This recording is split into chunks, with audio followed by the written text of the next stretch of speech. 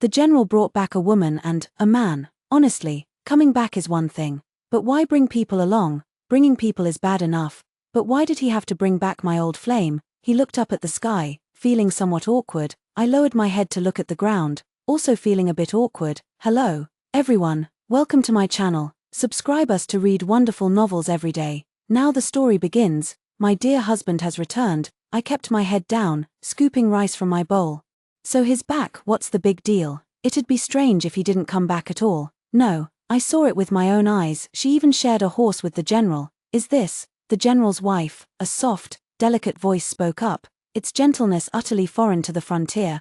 I froze, turning to look, my gaze momentarily faltering. A woman stood gracefully behind me, her beauty like flowers and moonlight, tall and elegant. The general held her arm, their demeanor intimate, noticing my gaze.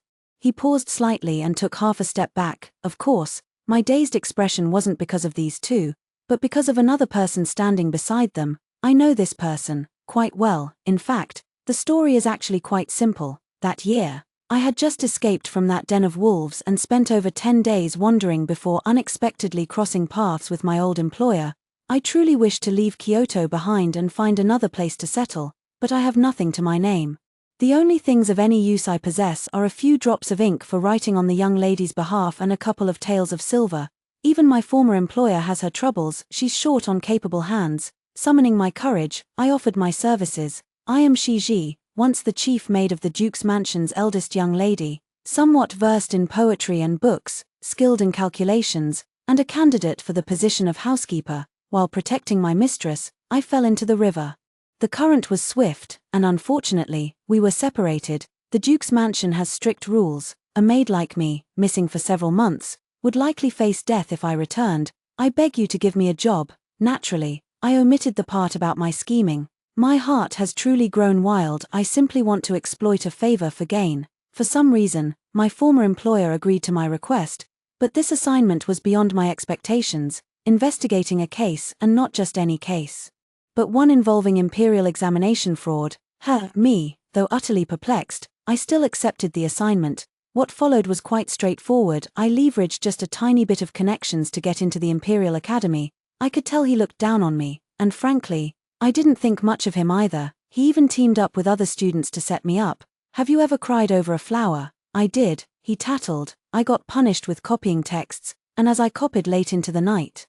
The more I thought about it, the angrier and more wronged I felt, so I decided to trip him up in return. He fought back, and I kept subtly messing with him. We went back and forth, but of course, we ended up making peace. Though it started off a bit unpleasant, it turned out to be a case of no discord, no concord. Those were truly happy times. If only I hadn't had other matters to attend to. Both my master and I are considered vulnerable. Therefore, to accomplish this, we must seek external assistance. This is also one of the reasons my master arranged for me to enter the Imperial College. Tell me, when our former classmates are unjustly imprisoned and barred from official examinations for life, how can you all stand by and do nothing? Today it is I who am imprisoned, but tomorrow, could it be any of you present? When the lips are gone, the teeth will be cold. At this moment, just a single spark is enough to ignite these young scholars. Therefore, I must die. I never expected Xianxia to visit me at that moment. In the prison cell, his face was cold as he handed me warm cotton blankets and filling dry rations. He said, "You're still too impulsive." The jade gentleman of the Shun family remained handsome even in plain clothes within this prison cell. I lowered my head and smiled casually. "Don't worry, I know my limits. I won't drag you into this. Don't associate with me now. I'm tainted. It would stain your reputation. We were never kindred spirits. Just classmates for 2 years by chance. Perhaps it's better we go our separate ways now, lest we grow to resent each other later. Let this dream end here." After 2 years together, I knew him well. He should have understood that these words marked my emotional distance from him. Sure enough, his expression changed. We ended up in a fierce argument where I unleashed all my sarcastic remarks and presented the letter of severance I'd prepared after days of contemplation. His face flushed crimson with anger as he stormed off in a huff. After he left, I was inexplicably filled with a sense of melancholy. From then on, we truly became strangers on separate paths. With calm detachment, I drank the secret potion delivered by my employer and feigned death to make my escape. There's still more to fight over later. What happens next isn't something a nobody like me can get involved in. On the day I was dug out, my former employer came to see me off. She lifted the carriage curtain, clearly wanting me to stay. She told me about her plans for the future, to kill her husband, raise the young heir, and rule the court. There seemed to be a light in her eyes. In that moment, I suddenly understood why the old master had hired me. Resentment. She, like me, was filled with resentment, both of us unwilling to let our lives be controlled by others. I refused and demanded what I had originally wanted, a new identity and travel documents. Shall we keep fighting like this? That would be utterly exhausting. And when we attend court later, facing our classmates and teachers, how am I supposed to explain this face of mine? Looking back now, I really want to go back and slap myself a few times to wake up properly. So much for your high-minded principles. So much for your pride. And you just gave up such a golden opportunity to rise straight to the top. If you won't endure the struggles of competition, you'll have to swallow the bitterness of life's hardships. Might as well keep slaving away for the old boss, at least there's power and status there. Who knows, this might be the merit of supporting the future emperor, a once-in-a-lifetime opportunity. Either change your fate, or be reborn. At least it's better than suffering for 5 years only to be discarded like a worn-out donkey. Now look where we are. After chewing wild vegetables for 5 years, we're being pressured by those in power again. Alright, I've learned my lesson. Please, master, give me another chance. Tilda. The past fades into the distance as the present draws near. The general's eyes darted everywhere, looking at the sky, the ground, the scenery, anywhere but at me. Clearly guilty. Ahem, Aji, this is Miss Yoon. She's here to deliver military supplies, and it's my duty to ensure her safety, isn't it? I stared at the wall, the ground, the crowd, anywhere but at them. To be honest, I'm feeling a little awkward right now, mostly afraid that if I look at him a few more times, he'll notice me staring. After all, we parted on very bad terms back then. I can hardly imagine what he'd do if he found out I faked my death to escape. He probably won't find out. This is my humble wife. The general's gaze lingered on the chipped bowl in my hand and my dust-covered clothes before he averted his eyes. Oh ho, Tilda, when you need help, you call me Aji, but when you think I'm not presentable, it's just 2 words now. I casually exchanged a few words before the general took Miss Yoon for a stroll around the city.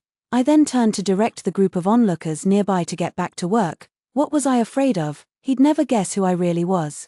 Only the guilty feel nervous. I couldn't afford to show any weakness. What's going on here? I jumped in fright. Why are you still here? Xianxia remained as composed as ever, seeming to notice my alarm. He said, my apologies. This official was presumptuous. No harm done, no harm done. I waved my hand dismissively. We're repairing the city walls. With battles breaking out every other day, we can't afford to have the walls damaged. Xianxia was a local official sent down from above.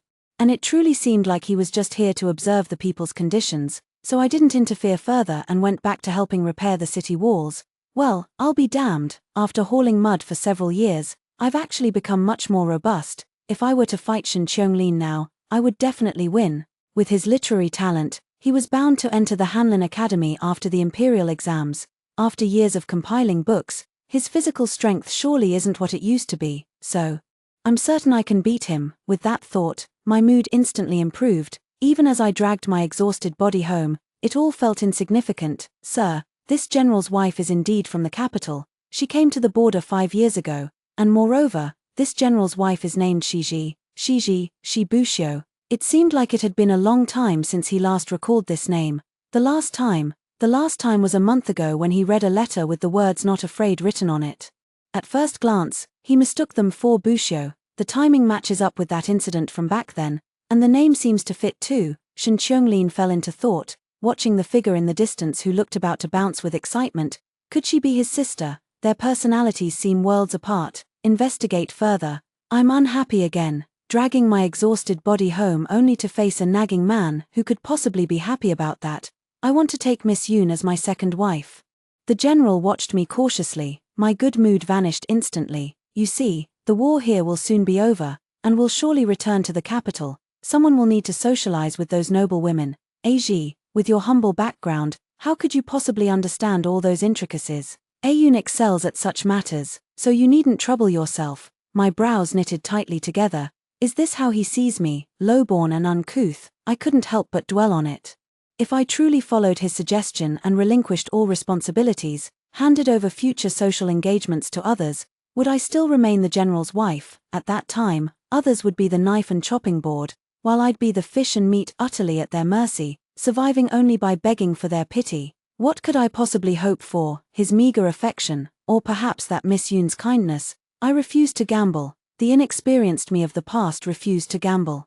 And the present me even more so. I studied him carefully, his expression growing increasingly impatient as he relentlessly listed all my faults over the years, as if determined to trample me into the mud. What about all my hard work these years? Does he choose not to remember? A chill gradually crept into my heart. Fine, look at what you've done. I said it's fine. The general was overjoyed and instantly changed his demeanor, saying tenderly, I knew Aji was always the most understanding. You and I shall divorce. He frowned again. Aji, don't be willful. Even if I marry Ayun, you'll still be the principal wife. Besides, I haven't taken any concubines all these years. Aren't you satisfied yet? I didn't even want to respond to him. Not taking concubines, was it really because he didn't want to? That's because there's no money. Proper families don't have the concept of a second wife. Why don't we divorce instead? I'll make way for that, Miss Yoon. Enough. You should know when to stop throwing tantrums. If we divorce, where would you even go? The general's face turned cold. Think it over carefully. With that, he flicked his sleeve and left. Think it over carefully, Tilda. I mimicked sarcastically. Thumph. When I make it big, I'll be just as impressive. I worked through the night tallying up the household accounts. After a quick calculation, I felt even worse. Back when we went to the government office to register our residency, we were dirt poor. I only had 2 sets of clothes and a few taels of silver, while he had nothing at all. If we were to divorce, according to the law, I could only take a few taels of silver with me. If the general were to be more ruthless, I'd have to voluntarily leave the household, then I'd depart utterly destitute. I stayed up all night forging a fake ledger. I don't ask for much, just half the silver recorded in it. Every bit of this was saved stitch by stitch through my own hard work. The next day as I was leaving, the old gatekeeper at the manor stopped me. The general hasn't returned all night. I comforted the old man with a few words to ease his mind. At the same time, I removed the rose-tinted glasses from the person who'd accompanied me for years and lowered my opinion of them. TSK. Why doesn't this person just drop dead? That would spare me the trouble of requesting a divorce myself and avoid tarnishing my reputation for nothing. After a night of contemplation, I still think requesting a divorce is the better option after all. He's an official now. Officials protect their own. How could a weak woman like me possibly contend with that? Woo-woo Tilda, I'm so pathetic. I am 25 years old this year. I have been married to the general for 5 years and have not borne any children. Today, I come to request a divorce. The general has now achieved fame. But I, your concubine, have not progressed as I was in the past, tossing and turning. Restless day and night, I fear. Xianxia raised his eyes, momentarily dazed. The usually unrestrained and flamboyant youth seemed to have reverted to the cold indifference of their first meeting, raising all his defenses against him, though the corners of his eyes were faintly red. That time they parted on bad terms. Later, he sent a letter, speaking of the depth of their friendship, lamenting their diverging paths, and with that missive, severed their ties. Back then, he too was young and proud, unable to swallow his pride to seek reconciliation, and left in anger. Later, he never saw him again, nor did he get to see him one last time. May the heavens be high and the earth vast hereafter, that we never meet again. Let us part with mutual consent henceforth. Each finding our own happiness. Looking at the person below the hall, it seemed as if he saw that man again, someone who regarded himself as insignificant, yet was filled with extreme arrogance. Such contradictory mindsets, yet they somehow justified themselves. It wasn't about being unworthy, but about being incompatible, yet unwilling to compromise oneself, even less willing to let past affection end in nothing but disgust, leaving a sliver of room for both sides. So that beauty could forever remain at its most beautiful moment, innocent, yet cruel. I felt a chill run down my spine under Xianxia gaze. What I said was perfectly reasonable. This petition letter should be flawless, right? Xianxia felt an indescribable emotion. He was almost certain this general's wife was his friend's family member. Their temperaments were truly cut from the same cloth. Xianxia found it troublesome. Yet there was also an unexpected sense of familiarity and nostalgia. Well then, he might as well intervene in another family's affairs for once. He also wanted to see if similar circumstances might lead to different outcomes. If this lady truly had grievances, he could lend a hand, consider it as looking after the kin of an old friend. Xianxia set aside the documents in his hand. This matter still requires discussion with the general. Are there any elder relatives in your household who could be invited as well? You rascal, I knew you were a decent fellow after all. My eyes lit up. This was something I hadn't considered carefully enough. It wasn't until arriving here that I remembered, whether it's divorce, mutual separation, or voluntarily leaving the marriage, all require the husband's consent. But since we're already here, might as well give it a try. Who knows, it might just work out, at the very least. We could find the general, right? Good lad, I knew I wasn't wrong about you. The general came in a rage, and he brought Miss Yoon with him. Shiji, you're truly beyond redemption. Forgive the general, he never had much schooling growing up, relying entirely on those few pretentious words I taught him on a whim a couple years back. I suppose he meant to say making a scene. I've already told you, you'll still be my wife. Why must you make such a fuss and deliberately humiliate me? Jealous woman, the general cursed angrily several times. The Miss Yoon beside him seemed somewhat incredulous, her disbelief mingled with a hint of secret delight. I rolled my eyes and said gloomily, indeed, I am jealous by nature, hence my request to leave. Since you're so furious, just grant it. The general was momentarily at a loss for words. A day as husband and wife brings 100 days of affection. There must still be some sentiment between us, then just give more silver. I rolled my eyes again. Ultimately, it's about wanting both, being insatiably greedy, wanting Miss Yoon who better suits his fancy, yet unable to let go of our years of shared affection, thinking of copying worldly ways, taking multiple wives and playing the generous benefactor, then demanding my magnanimity. Yet what I've never sought was his love or the so-called status of a proper wife, if it's love I wanted. Which down-and-out scholar or poor student wouldn't do better than you, offering silver, pledging devotion, with so many failed scholars around? I refuse to believe none would take the bait. They'd act out deep affection for you and even compose a couple of doggerel verses, to secure the position of a proper wife. Even marrying a peddler, laborer, or craftsman wouldn't be out of the question. Among these men, which one could afford a concubine? Surely any of them would offer a better life than being sent to the borderlands, where one's head hangs by a thread. The general still wanted to speak, but Miss Yoon pulled him aside and whispered a few words in his ear.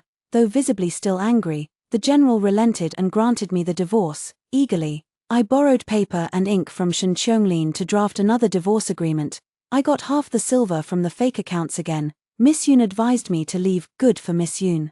Shen the fool borrowed paper.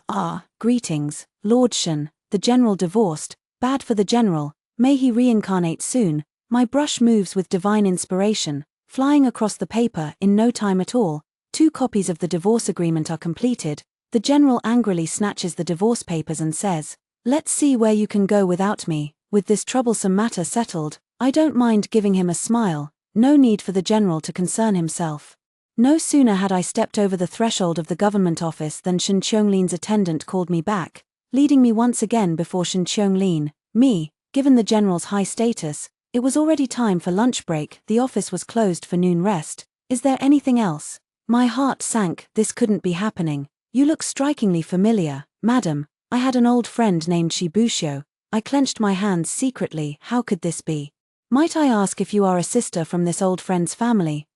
Huff. The tension in my heart lifted and settled back down, a false alarm, and it even helped cement my cover identity. My elder brother's name is indeed this. I lowered my head to look at the ground. Shen Qiongling tightened his grip on the pen in his hand. His family no longer wished to mention him either. Indeed, the one who should have sheltered her from life's storms had instead become the root of her lifelong turmoil. How could his family not resent him? Abandoned by all. Shen Qiongling felt a stifling anger lodged in his chest, neither rising nor subsiding, leaving him utterly vexed. He never did those things. He was framed. The case has been reopened. Now that the past was gone with the departed, it seemed this was the only chance he had to clear his name. I know, my elder brother would never do such things. A storm rages in my mind. The lie I told was about having a younger sister at home, right? A sister, right? Stupid brain. Think harder. If I'd known this would happen, I should have said I had 8 older sisters and 7 younger sisters. Forget it, never mind, let's just say they're twins. No need to distinguish who came first.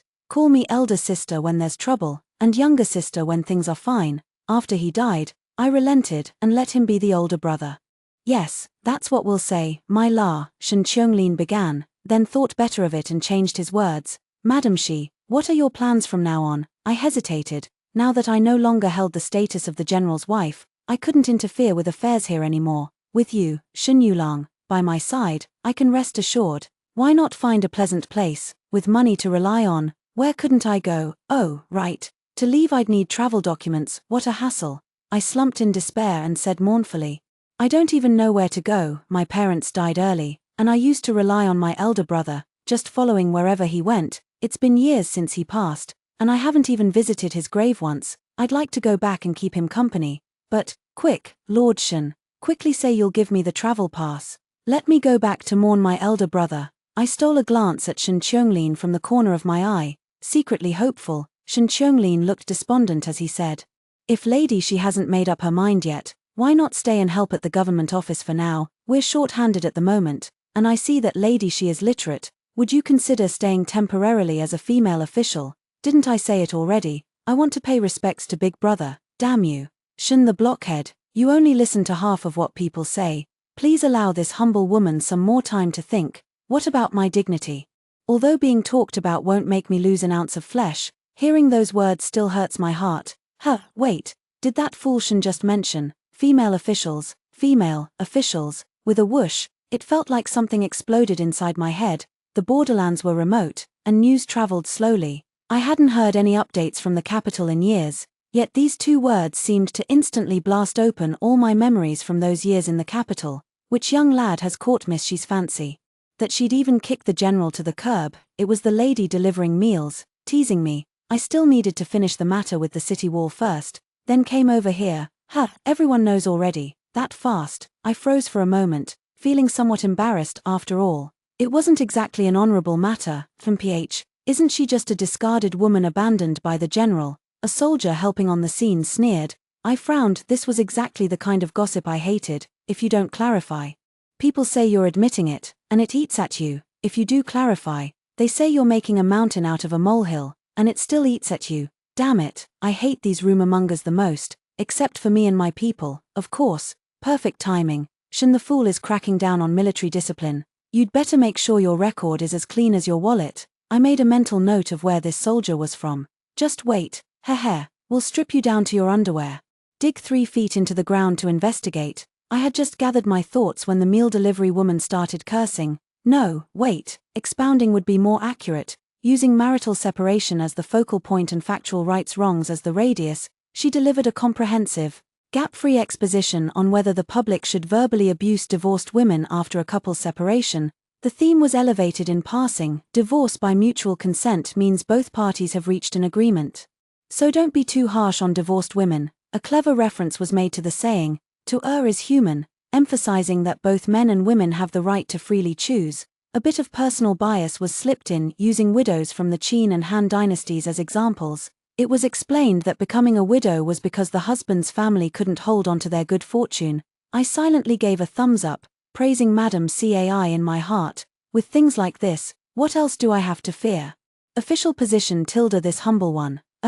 No, your servant has arrived tilde. The meal delivering Lady Cai scolded that man away. I asked curiously, did Lady Cai study in the past? Lady Cai smiled and replied, I know a few characters. Originally just for household management, never thought. Well, never mind that now, no problem. As long as it works, we need people who get things done. It's decided, you'll be the first colleague I recommend. I rushed back to the office like the wind to find Shen Qianglin. This official position, I'm not just going to take it, I'm going to own it. With Shen Qianglin present, the procedures were quickly completed, and I officially became a female clerk in service. Why not an official position? No merits yet. Slightly unqualified for now, but there will be soon. When winter comes and the barbarians march south, I must find a way to earn some merit. Before that, I should send a letter to my long-unseen former master, offer sincere greetings and concern, then explain how I've been cut off from news all these years, unaware of so many things, and only recently heard of such major changes, briefly summarize what I've done over the years and which skills I've improved, praise the employer's abilities a bit more, drop a few flattering remarks both overtly and covertly, and especially congratulate her on getting promoted, making a fortune, and becoming a widow. Finally, show what you aspire to do, hoping they'd be willing to lend a hand, and declare that you'll be their loyal follower for life. Give me a chance. This kid is dying to succeed, with connections in high places. Half the effort yields double the results. Xianxia happened to see this letter and couldn't resist asking about it. I presented the prepared explanation. It's a letter to an elder who showed me great kindness in the past. She helped me tremendously during those refugee years. Now that life has stabilized, it's only right to send greetings, though I wonder if, after all this time, she might still receive it. Fortunately, my worries proved unfounded, and a reply soon arrived. The master was surprised to receive my letter but still welcomed it. I was overjoyed. All those years weren't in vain. Studying at the Imperial College by day, managing the shop by night, and occasionally keeping her company to vent her frustrations about her husband, Lady Cai asked curiously. Whose letter has made you so happy? Indeed, I brought Lady Cai along, first keeping her by my side as an assistant to learn the ropes, planning to promote her once she's ready, though in Xianxia's eyes, I'm probably just a half-baked rookie. TSK. Damn that blockheaded Shen, couldn't he have hired more people to share the workload? The days that followed were spent rekindling ties with my former employer, gradually getting the hang of official duties, and waiting for the barbarians to exhaust their supplies. TSK. Reuniting with my old boss was like a honeymoon after separation, utterly inseparable.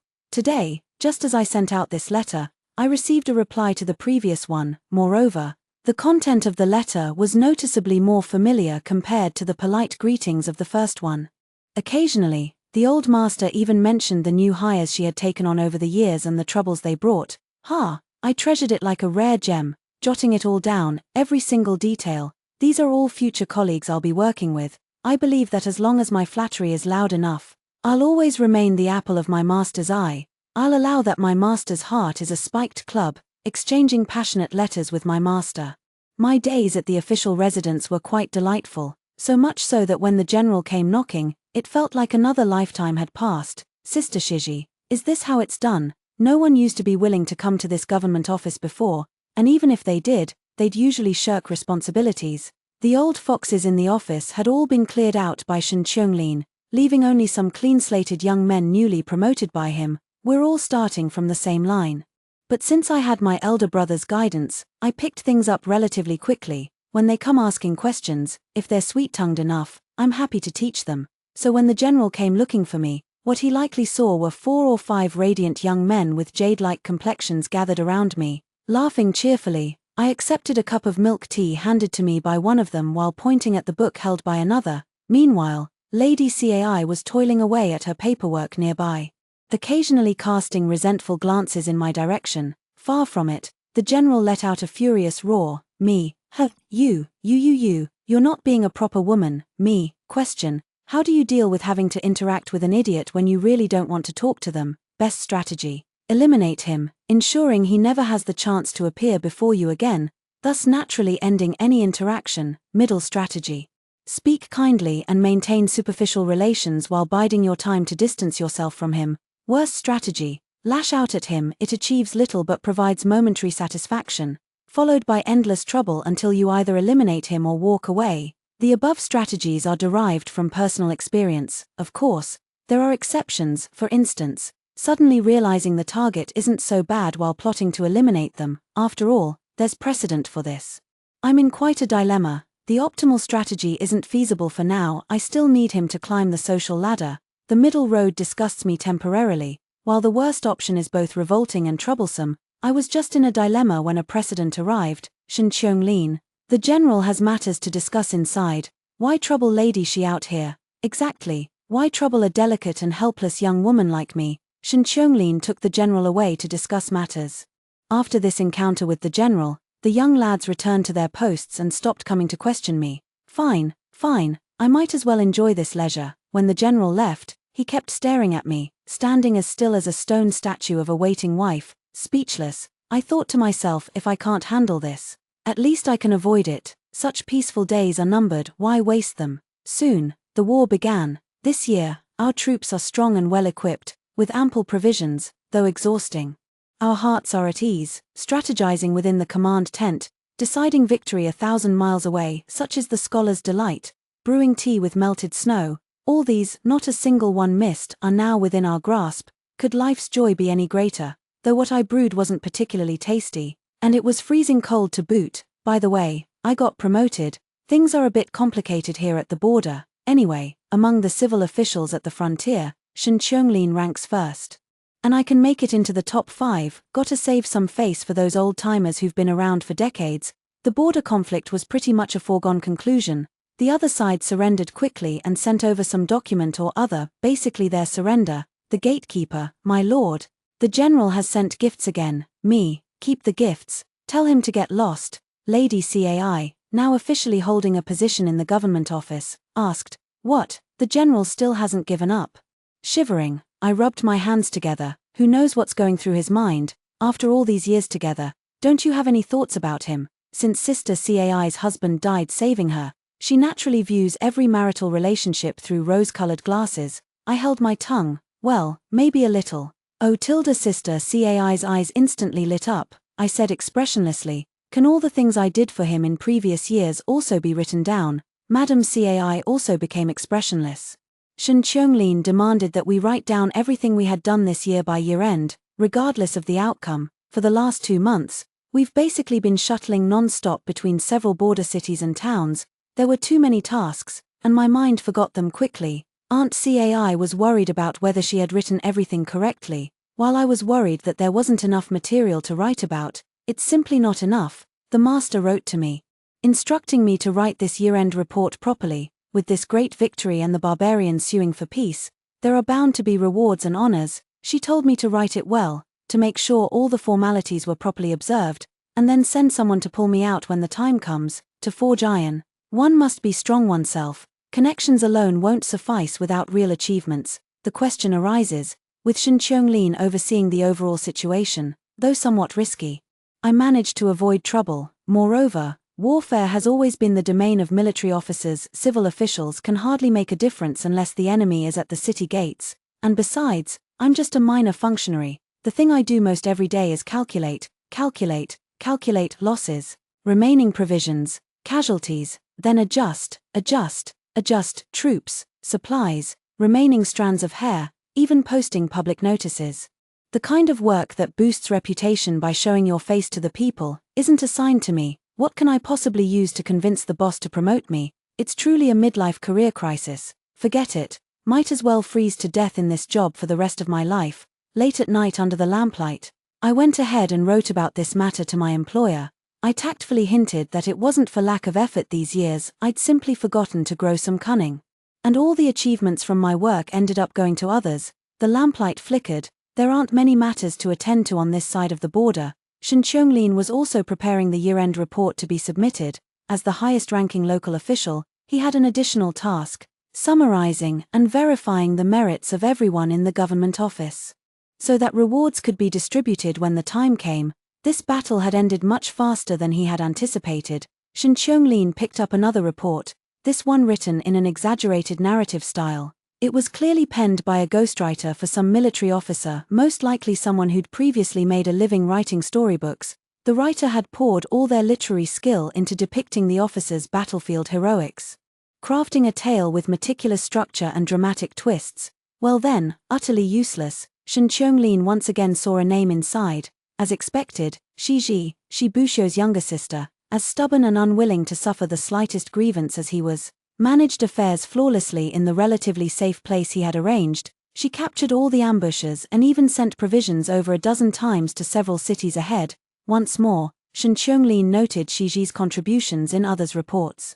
It seems Shiji's temperament would be much easier to get along with. If he had the same stubborn disposition as Shibushio, he'd be in for real trouble. Xianxia then flipped open the next ledger, formatted like routine accounting records. November 5th, grain transportation. November 9th, audited Cheung County's official accounts, up to this year, estimated total embezzlement and bribery. I also dug up some old rotten accounts from a few places. Adding another entry to Xianxia's tally, Xianxia's frown deepened as he read further, not just because of the staggering sums and vast network involved, but also due to the speculated methods detailed in the report. Like that fellow Shibushio, Shiji might not know how to gather evidence, but he was accustomed to unraveling part of the problem through his own observations. Meticulous as a strand of hair, bold in speculation, he was often 80 to 90% close to the truth.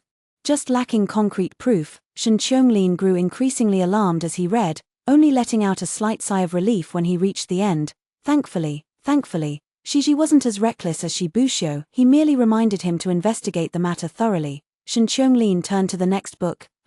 This one has the style of a travelogue, with quite a bit of rustic charm and pastoral delight. Shen Qianglin, sporting a pair of heavy dark circles under his eyes, commented with keen interest. The Imperial Court's rewards arrived at the frontier just before the New Year festivities. Shen Qianglin led a group of officials and military officers to greet them at the city gate. The general deliberately or unintentionally moved closer. I quietly stepped back. If you have something to say, just say it. Dilly-dallying like this, what kind of behavior is that? How about we remarry when the court grants you a promotion? That would be double happiness. Me.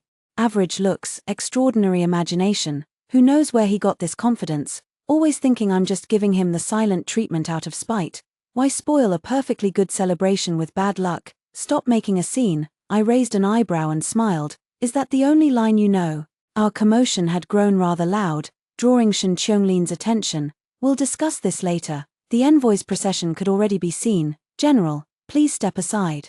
This row is for civil officials, your place is over there. Several colleagues also came forward, some pushing and others pulling. As the envoy arrived, everyone dropped to their knees in unison.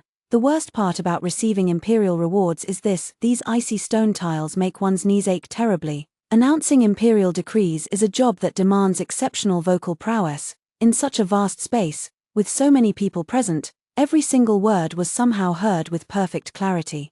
Yet from the initial ceremonial formalities, to Shen Qianglin's appointment and transfer orders, down to rewards for all relevant personnel ranging from Shen Qianglin's 4th-rank position to the lowest 9th-rank soldiers, every name was announced here except mine. No rewards for female officials. But that can't be right. Lady Cai and Miss Yun, who funded military supplies, both received rewards. Until the very end, I never heard my name called. Minister Shen received the imperial decree. The angel smiled at Shen Qianglin. Yes, the Emperor's envoy, abbreviated as Angel. Shen Qianglin neither rose nor received the decree. There is still one person whose merits remain unrewarded.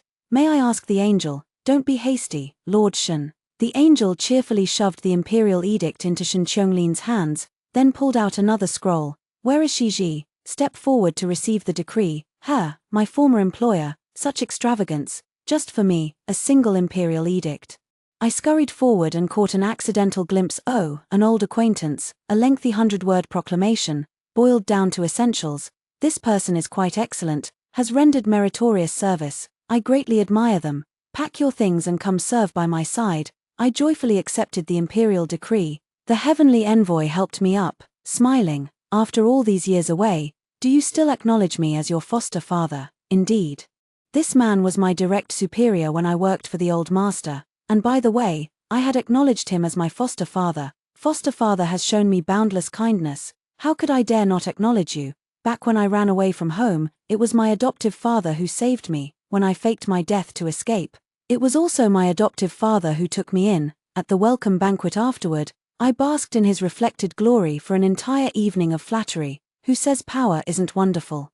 The general sat in the corner, growing increasingly uncomfortable with what he heard. If he hadn't been so arrogant, would he still be her husband now? Miss Yun fidgeted restlessly. She had finally managed to attach herself to a general, only for him to make an enemy of nobility. She was caught between a rock and a hard place. Miss Yun clenched her teeth and made up her mind. The night was filled with clinking cups and laughter, with lanterns burning until the 3rd watch. After the night's banquet, Shen Qianglin, supporting his slightly dizzy head, called for his attendants. Today, Shiji received an imperial decree for 3 merits. First, 4 years of service at the frontier. Second, for achievements in this battle. And third, for his contributions in investigating the corruption case 5 years ago. Shen Qianglin recalled that 5 years ago, apart from the criminal charges he had submitted, there were indeed other pieces of evidence. But if there was merit, why wasn't it rewarded back then, only to be acknowledged 5 years later? And it was a search operation. If Lady She had still been unmarried at that time, how could she have participated in an external search? If Lady She was already the Empress Dowager's person back then, why wasn't she rewarded but instead sent far away to the border? Also, did he know that Lady She was working for the Empress Dowager? There are many suspicious points about this matter. Shen Qianglin closed his eyes. Did you know, Shen Qianglin and Shi Buxiu's first meeting could be considered the start of a feud? During their first encounter, Shibushio shattered the clivia plant Shen Qianglin had been cultivating. Shen Qianglin didn't consider himself an unreasonable person, an apology would have settled the matter. Yet this fool didn't know what was good for him. It was clearly him and his gang of good-for-nothing friends who were fooling around and broke the orchid he had nurtured. He merely gave him a glare, and this wretch deliberately rode his horse to kick the wooden fence onto his path during the equestrian exam, causing him to end up at the bottom of the rankings. And when they were both punished with copying assignments, the guy even came over with a smirk to provoke him. Shen Qianglin wasn't the type to swallow his grievances in silence. He quietly paid him back in kind. He completely tore apart that guy's essay in the next exam, deeming it worthless, and took first place. Previous exam papers were always singled out by the teacher for discussion in class. His essay in particular, Shibushio was so naive it bordered on stupidity. Refuting his essay was practically effortless. But at that time, Shen Qianglin somewhat wanted to see the world as depicted by Shibushio. Still, Shibushio remained a detestable person. Shen Qianglin held the article Shibushio had newly written to refute him, reading it word by word, searching for flaws to prepare for his next rebuttal. 3 characters were wrong. The next day, Shen Qianglin handed the manuscript to the teacher, mentioning it casually in passing. After one class, Shibushio retrieved his manuscript, rewarded with 3 extra copies of assigned reading to transcribe. Shibushio returned to his seat, utterly bewildered. Is the teacher really that strict? The two engaged in a lively exchange. Today you'd present a timely essay, first dismantling my argument before establishing your own. Tomorrow I'd compose a lengthy prose, mocking your folly while defending before attacking. The master stroked his beard, departing with evident satisfaction. This back and forth gradually refined their respective viewpoints. With granaries full, the world would prosper, with the masses enlightened. Common folk could recite poetry and literature. Good, of course it was excellent, yet that was impossible, for beneath that beautiful facade lay the demand for the privilege to relinquish their own interests, creating only a superficial fairness for all. At least in the current world, it's absolutely impossible. Not to mention books, even the grain grown in the fields by common folk is under extremely tight control. It was a woman, holding a blood-written plea, with a straw mat beside her, crying out for justice before the government office. At that time, an old scholar from the Imperial College was taking his students on a study tour. This venerable teacher's lectures were so engaging that when inspiration struck, he would lead his students on impromptu excursions. This time, they were taken to the counties surrounding the capital to learn firsthand how official business was conducted. Just at that moment, someone cried out for justice. It was like a knife, tearing apart all the delusions of youths who had yet to taste the bitterness of the world. The one crying for justice was a commoner, but the one dragged out was a member of the imperial family, oppressing the people to death, forcibly seizing their land. Shen Qianglin examined the blood-written letter. Although the writer had tried to control it, some habits were impossible to change. It was written by Shibushio. Shen Qianglin silently sought out Shibushio, unexpectedly. Shibushio's residence was surprisingly shabby. Shibushio didn't look pleased to see him arrive. Shen Qianglin simply placed the blood-stained white cloth on the table. What you've done isn't very clear. Shibushio remained expressionless. So what? Do you know who's behind this? Shibushio still looked indifferent.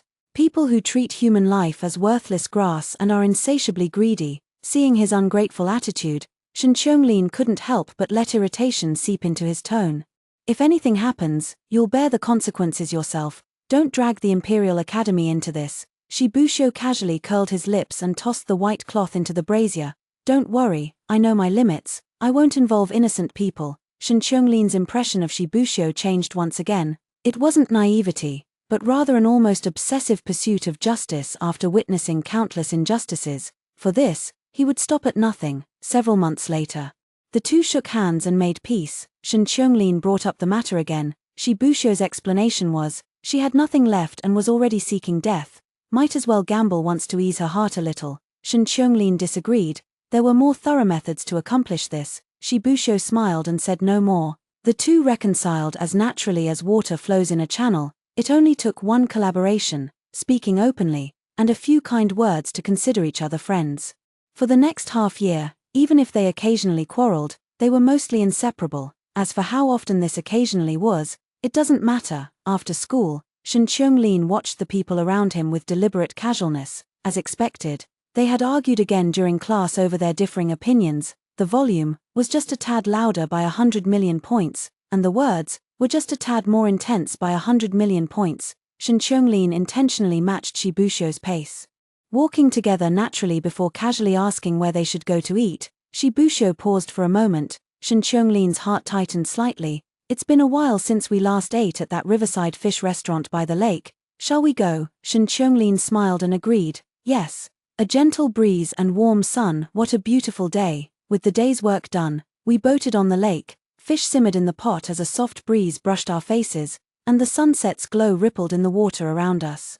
It's truly delightful. Shibusho lay down on the deck and asked, "Where does Jade Lang wish to go in the future?" Xianxia naturally understood he was inquiring about official appointments. He replied, "If nothing unexpected happens, it should be compiling books at the Hanlin Academy." Shibusho wasn't surprised, although the exam results hadn't been announced yet. With Xianxia's scholarly achievements, passing was practically a foregone conclusion. And becoming a Hanlin Academy probationary scholar wouldn't be too difficult either. Xianxia also asked, "What about you? You should still focus more on your studies, unless you want to wait another 3 years." Shibusho excelled in unconventional thinking and had a knack for innovation. But if the exam topic didn't align with his ideas and required him to write a conventional essay, that would truly be challenging for him. Shibusho waved his hand nonchalantly. "We'll see when the time comes." When the time comes? Xianxia never imagined that "we'll see when the time comes" would mean meeting him in prison, on the day of the Imperial examination, with the crowds coming and going. Xianxia didn't see Shibusho and thought nothing of it. But on the day of leaving the examination hall, he learned that Shibusho had never taken the exam, arrested and imprisoned for stealing the test questions. Xianxia was incredulous. He would never do such a thing. Xianxia changed into a jailer's uniform, pulled some strings, and went to the prison to see him once. Seeing him still in good spirits, Xianxia relaxed slightly and finally had the mood to ask what had happened. Shibusho, now in prison, had shed his usual nonchalance. "Do you still remember that small path we found during our temple visit?" As the Imperial examinations approached, temples and similar places often provided temporary lodging for scholars, making them popular venues for literary gatherings. Back then, Shibusho had grown thoroughly weary of such gatherings and dragged Xianxia down a secluded path, at the end of which stood a newly built house. That was the place where the examiners leaked the questions. Xianxia, now aware of the whole story, was inwardly shocked but couldn't help complaining. "So you just went alone to that man's residence and ransacked his study? You're still too impulsive. Couldn't you have discussed it with him first?" Shibusho was probably also in a bad mood, his gentle words laced with barbs, each one piercing his heart like a blade. "Don't worry, I know my limits, I won't drag you into this." Sometimes Xianxia truly wished he and Shibusho hadn't become so close. To the point where he could see every hidden barb with perfect clarity. Was he pushing him away because he didn't trust him, or because he thought he was cut from the same cloth? It must be said that Xianxia's tutoring for Shibusho wasn't in vain. A speech as elaborate as a lengthy rhapsody flowed effortlessly from his lips. Xianxia's mood soured as well, tossing the items toward him dismissively. As for the piece Shibusho had torn from his sleeve and written in blood, he didn't even glance at it. "Let's hope so," Xianxia said coldly. The next day, news spread of Shibusho's death. He had hanged himself, using the very bedding that had been sent to him. Xianxia sat motionless in his study, staring blankly at the transcript of Shibusho's confession that someone had copied for him. Only through death can innocence be proven. It was as if Xianxia suddenly understood, everyone has their own way of doing things. For those without power or influence, the only stake they can wager is their own life. To take a gamble, to plan before acting has always been Xianxia's principle in handling matters. He used to say that his actions were reckless and lacked flexibility, but this time, he could no longer afford to scheme. All he wanted was to make a scene. The bigger, the better. If he couldn't get justice for him, then he'd stir up trouble until someone in power had to intervene. "Even at the cost of my life, I would not hesitate." Running, investigating, uniting scholars, striking the grievance drum, submitting petitions during the palace examination. 22. In the midnight dreams, Xianxia still finds himself thinking, if only he had been gentler then, had trusted him a little more, would he not have hanged himself then? Jade Lord Tilda. In a daze, Xianxia saw a figure. Shibusho looked at him with a smile, his tone teasing. "After just a few years apart, how could you not recognize me?" Xianxia instinctively denied it. After missing him for so many years, how could he possibly not recognize? Suddenly, a thunderclap startled him, as if a bolt of lightning had jolted him awake. Yet his mind remained in a daze, chaotic and disordered, that unchangeable writing habit, that nearly identical face, that strikingly similar. Something seems on the verge of emerging, yet remains perpetually out of reach. How utterly heartbreaking. Tilda. That scoundrel still wore his usual frivolous demeanor, half murmuring, half sighing. Jade Lord, Jade Lord. On stage, the opera singer's voice was filled with sorrow, each word dripping with blood and tears. In the audience, I listened with my hair standing on end, wishing I could cover my face with my sleeve. I was returning to the capital with my adoptive father, passing through the bustling regions of Suzhou and Hangzhou, and decided to join the crowd at the opera house for some excitement. The play being performed on stage was a newly written one in recent years. I didn't think much of it at first, but the more I watched, the more something felt off. The title of this play was The Western Lord's Broken Sleeves and Prison Grievance. The jade youth kneels long in the hall to untangle affections. Me, who is Shijuan, and who is Yulang? The performer's eyes sparkled as he sang. Emperor Hanwu once cherished his minister's devotion, just as we classmates share this bond today. Finishing the song, the performer untied his water sleeves and tossed them toward another man, each holding one end of the sleeves. They gazed at each other with unspoken tenderness, words caught in their throats. Suddenly, the water sleeve tore apart in the middle. I appeared calm and composed, but in truth, my gaze was vacant. Severing robes to end friendship. It's severing robes to end friendship, not the severed sleeve. The term cut sleeve originated from Emperor Wu of Han sharing a bed with his minister. Upon waking, the emperor couldn't bear to disturb his sleeping minister, so he cut off the sleeve of his robe that was trapped beneath the minister. Later, this came to symbolize the sincere affection between men, not literally cutting sleeves though. My adoptive father sipped his tea, glanced at me with a smile, then continued speaking to the local official. Speaking of which, your honor was classmates with those two gentlemen, wasn't you? The official fanned himself, recalling how those two had competed like dragons and tigers in their youth, making all their classmates suffer through writing essays alongside them. The bitter memories of the past now seemed to carry a peculiar flavor of their own. The prefect couldn't help but chuckle. Truth be told, among all the classmates who used to write essays together back then, the prefect was the only one whose writings weren't in vain. Back in those days, it was he who led the crowd to corner Shiji and shattered the orchid plant that Shen Qianglin had so carefully nurtured. Then there was another mishap at the equestrian exam he arranged, causing these two to respectively rank last and second to last. From then on, the two former top scholars of the Imperial College officially became sworn enemies, plunging all its students into a living hell of frantic essay writing. After laughing, the prefect seemed lost in melancholy. I finally found my voice again. Is this something that can be acted out? The magistrate leisurely fanned himself. Wait, her ladyship will soon come out to administer justice. Another figure appeared on the opera stage, dignified yet compassionate in appearance, dealing with the villain who had done wrong. Praising the landlord's benevolence. Oh, never mind then. I continued watching the play. Fortunately, apart from that slightly misleading segment earlier, everything else was relatively normal. The prefect spoke again. You wouldn't know, but this is actually quite restrained compared to how they usually perform.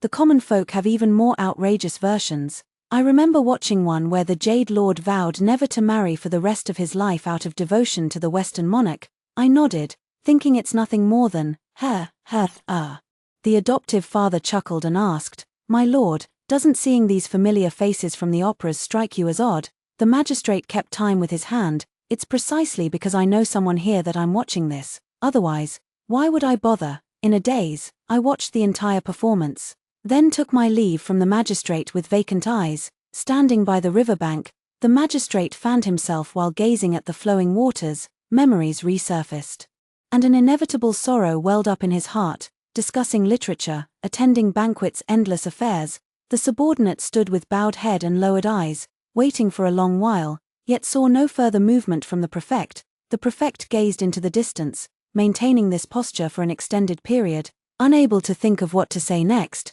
he ultimately chose to give up. The prefect clapped his hands lightly. Everyone said Lord Shi and Master Yu shared a deep and affectionate bond. From what he could see, Shi Buxiu had nearly become Yu Lang's obsession, driving him to the brink of madness. Instead of enjoying the prestigious and tranquil life of a Hanlin scholar, he had to stir up trouble at the most precarious moment back then. At that time, no one dared to make a move against him. Did no one know Shi Buxiu was wronged? Of course there was. Shibushyo was a nobody with no power, influence, or profit to offer. To put it bluntly, he couldn't even get past the gates of the examination office, so how could he possibly have bought the exam papers? Yet he was the only one arrested, and that hot-headed Shen Yulang made such a scene that the Shen family nearly severed ties with him at the time. The man is already dead, what difference does it make to clear his name now? But by then the outcome was ultimately favorable. Nearly all the chief examiners of that metropolitan examination were imprisoned, while he himself gained a fine reputation. As a result, this man voluntarily requested to be transferred to a local post. All these years he had devoted himself wholeheartedly to building political achievements, rushing wherever troubles arose.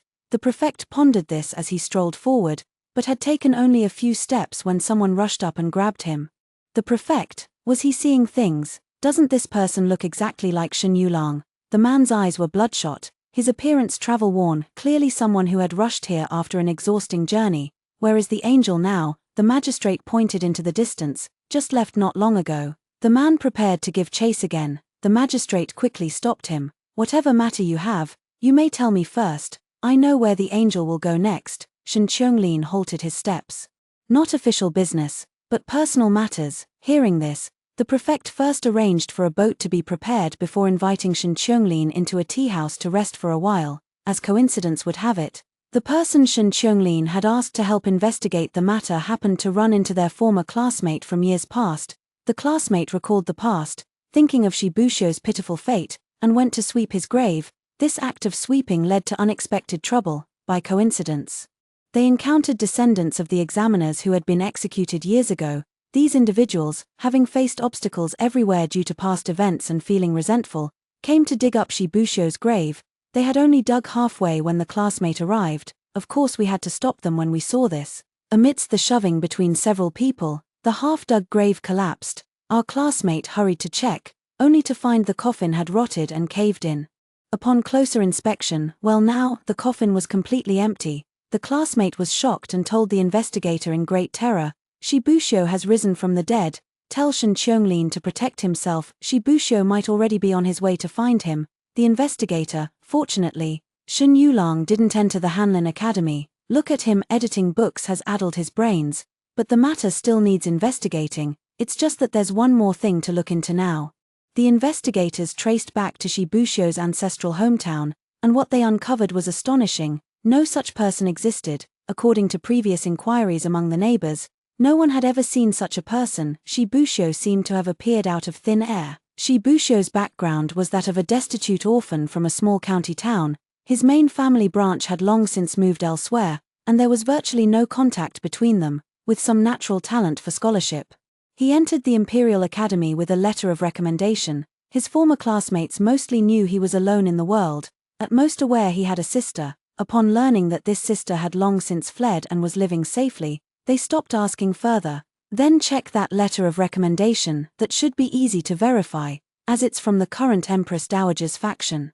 The Empress Dowager's faction officially rose to prominence in the court precisely during the Imperial examination fraud case. If one still fails to realize something is amiss, they'd truly be a fool. This is a setup, a game laid out early for the Empress Dowager to seize power. What about Shibushyo? Is this man real or fake? Shen Qianglin's mind grew increasingly chaotic. Reason told him to stop here. Just like this, if he continued, what he might uncover would be more than he could bear. Yet his heart, uncontrollably, yearned to seek further. Was it to hear news of an old friend, or to learn something else? He didn't know, but he wanted to find out. Perhaps there is someone who could tell him. Arrived at another place. My foster father's health is poor, so I accompanied the local magistrate for a walk around. Wow, what towering mountains. Wow, such emerald green water. As the day trip concluded, I walked back to the post station with deep satisfaction. A lone figure stood waiting by the gate. Approaching, I exclaimed in surprise, why is Lord Shen here? The transfer order has a time limit, and he must assume his post when the time comes. Why is that fool Shen still running around everywhere? Shen Qianglin remained silent, his eyes fixed on me. I scratched my head, puzzled. Stop, or not? His gaze was deep and profound, as if asking me, yet also as if questioning himself, murmuring, people nowadays choose courtesy names, some select meanings that are similar, while others choose those with opposite meanings. Is this not so? My heart seemed to skip a beat, and time stretched infinitely in that instant. Unexpectedly, I was calm, without the imagined panic or confusion, but rather with a grounded sense of finality. I heard my own voice. What has Lord Shen discovered? A bit of everything, just bits and pieces. I walked over and sat beside him on the steps, fiddling with the jade beads weighing down my lapel as I propped my chin in my hand and sighed.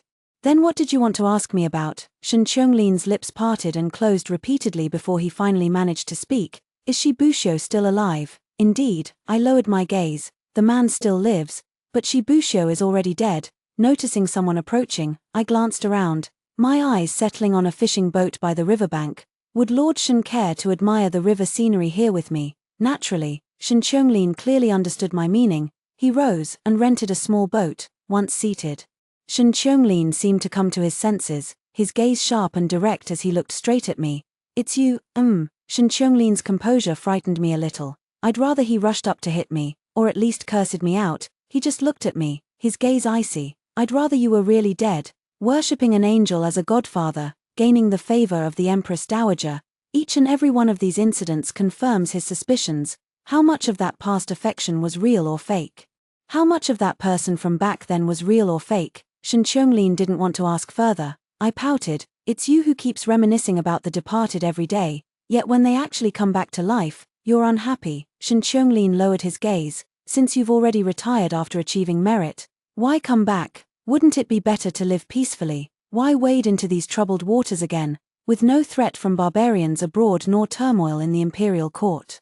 And Jade Lang being no pursuer of fame or fortune, why not return to mulberry fields and farming? I did not answer but instead asked in return.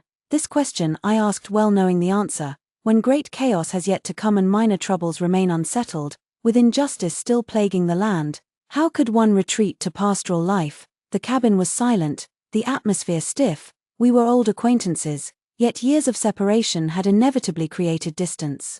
I couldn't tell how much affection still remained between us. I broke the silence first, speaking of local customs and human relationships to suit the occasion. He also responded, it feels like we've returned to those days when we could talk about anything. 6 years apart, we meet again by lamplight on a night boat, speaking not of what came before or after, bidding farewell at this very mountain. The boat docks, our paths diverge. I glance back at his receding figure, then continue onward.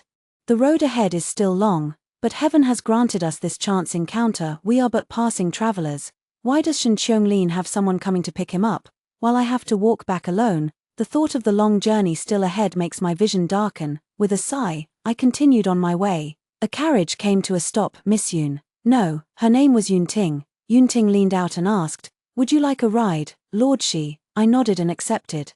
Yun Ting offered half of his family fortune to pledge his allegiance to me. Step by step, I walked from the countryside to the palace hall. The old master sat high on the dais, looked at me, and laughed. Aji, you've kept me waiting for so long. I lowered my head and said I dared not.